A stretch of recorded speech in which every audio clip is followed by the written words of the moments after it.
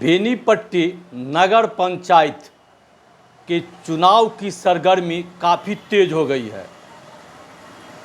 चुनाव आयोग के द्वारा 10 अक्टूबर को चुनाव कराना है और 12 अक्टूबर को मतगणना कार्य कराना है।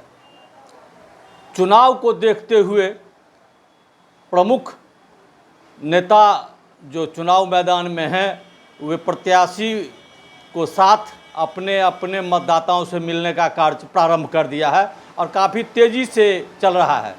चूँकि शारदीय नवरात्रा कार्यक्रम चल रहा है, इस मामले को लेकर कुछ मध्यम तो है चुनाव प्रचार का, लेकिन तेज़ी बढ़ते जा रहा है। मैं आपको बेनीपट्टी नगर पंचायत के मुख्य पार्षद के जो 7 प्रत्याशी हैं उनके बारे में कुछ कहना चाहता हूं कि चूँकि नगर पंचायत बेनीपट्टी पिछड़ा वर्ग की महिला बनेगी मुख्य पार्षद और उप मुख्य पार्षद, लेकिन मैं आज मुख्य पार्षद के बारे में बताना चाहता हूं कि 7 उम्मीदवार है। 7 उम्मीदवार सभी पिछड़े वर्ग की महिलाएं हैं, जिसमें प्रत्याशी के देखने से ऐसा लग रहा है कि ज़्यादा पढ़ी लिखी एक भी प्रत्याशी नहीं है, जिसको हम MA BA कह सकते हैं, ऐसा प्रत्याशी दिखाई नहीं दिया है। वैसे इसकी जानकारी हम ले रहे हैं कि सबसे अधिक पढ़ने लिखने वाली प्रत्याशी कौन है। वैसे एक बात कहना चाहता हूं कि इंदु कुमारी देवी पति अनिल कुमार शाह बेहटा, काजल देवी पति रोहित कुमार कामत सरिसब, पिंकी देवी सुरेश शाह, मंजू कुमारी धर्मेंद्र कुमार बेहटा, मंजू देवी रूपन शाह बेनीपट्टी, शहनवाज बेगम मोहम्मद जूही बेहटा, सोमैया खातून मोहम्मद मुंशी मुस्किम बेनीपट्टी। ये 7 प्रत्याशी चुनाव मैदान में हैं। ये चुनाव मैदान में जो हैं उसमें मुख्य रूप से सभी प्रत्याशी अपनी जीत की बात करते हैं और जीत के लिए एड़ी चोटी एक किए हुए हैं, लेकिन जहाँ तक सवाल बनता है कि सामाजिक स्तर पर किन किन लोगों की क्या महत्व बना हुआ है, उसमें एक बात कहा जा सकता है कि 2 इसमें बड़े व्यवसायी हैं।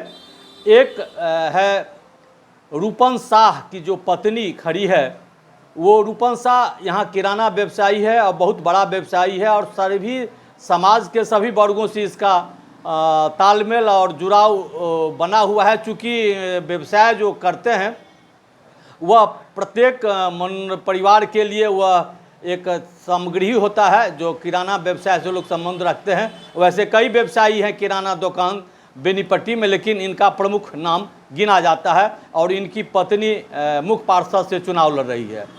दूसरा है सुरेश शाह, यह बनकट्टा गांव के निवासी हैं, लेकिन बेहटा में इनका आवास निर्माण किया गया है। आवास इनका बेहटा में भी है और ये भी बेहटा हाट में एक किराना बड़ा व्यवसायी है और इनका पिंकी देवी इनकी पत्नी मुख्य पार्षद से खड़ी है। तीसरा है काजल देवी।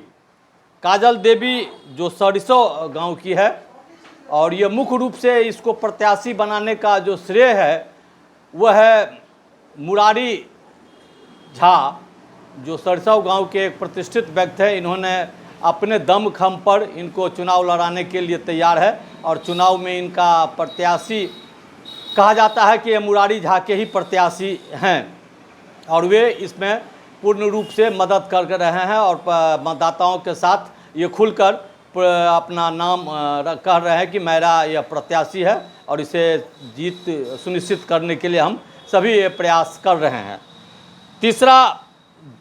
चौथा जो है वह है शहनवाज बेगम, जो बेहटा के एक समाज सेवी की पत्नी है और ये समाज के व्यवसाय में रहे हैं, सामाजिक स्तर पर इनका भी महत्व है। और तीसरा 7वां जो है वह भी सोमैया खातून, वह भी जो है सो राजनीतिक पद्धति में तो नहीं है, लेकिन सामाजिक स्तर पर ये भी चुनाव लड़ रही हैं। सवाल उठता है कि नगर पंचायत बेनीपट्टी का विकास कैसे होगा और कौन प्रत्याशी सफल होके आते हैं और उनके द्वारा यह जो बेनीपट्टी का विकास होगा। यह तो तात्काल काल्पनिक है कि आखिर विकास कैसे होगा, कौन करेगा। पहले चुनाव का जो रणनीति है बना हुआ है, उसमें देखना है कि कौन प्रत्याशी जीतकर उप मुख्य पार्षद के रूप में बेनीपट्टी नगर पंचायत के कुर्सी पर बैठती है, यह देखना है। लेकिन सातों प्रत्याशी अब चुनावी मैदान में डटे हुए हैं। मुख्य रूप से यह कहा जा सकता है कि 3 प्रत्याशी जिसका बाय लिस्ट देखा गया है कि करोड़पति व्यवसायी लोग हैं और ये इनका जो प्रत्याशी है यह तीनों करोड़पति है। लेकिन इसमें भी सामाजिक स्तर पर जो कमज़ोर वर्ग के भी जो प्रत्याशी है उसका भी मान सम्मान बना हुआ है। राजनीतिक सरगर्मी काफ़ी तेज़ है। देखना है आखिर कौन इस पद के काबिल होते हैं और यहाँ के जो नगर पंचायत के मतदाता हैं वो किनको यह सीट कुर्सी पर बैठाने का काम करते हैं। रीता न्यूज़ से मोहन झा। समाज में मान सम्मान बनाना, बेनीपट्टी नगर पंचायत का विकास करना, यह मुख्य होना चाहिए। क्योंकि बिहार में जो नवगठित नगर पंचायत है उसमें बेनीपट्टी का भी नाम आया है। बेनीपट्टी एक महत्वपूर्ण जगह है। राजनीतिक दृष्टिकोण से, धार्मिक दृष्टिकोण से बेनीपट्टी का महत्व काफ़ी महत्वपूर्ण है।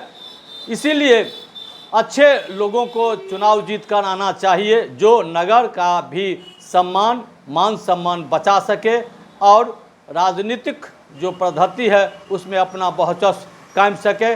देखना है आगे क्या होता है, फिर मैं इस पर चर्चा करूंगा। चूँकि चुनावी चर्चा चल रही है, ज़्यादा इसमें कुछ कहने का है नहीं, क्योंकि आचार संहिता से भी संबंधित है। मैं यह नहीं कह सकता कि कौन जीतेगा कौन हारेगा, किसकी पलड़ा भारी है और कौन का ताकतवर आदमी है। सातों प्रत्याशी चुनाव मैदान में डटे हुए हैं और मतदाताओं से संपर्क करने में जुटे हुए हैं। देखना है भाग्य किसको इस गद्दी पर लाता है।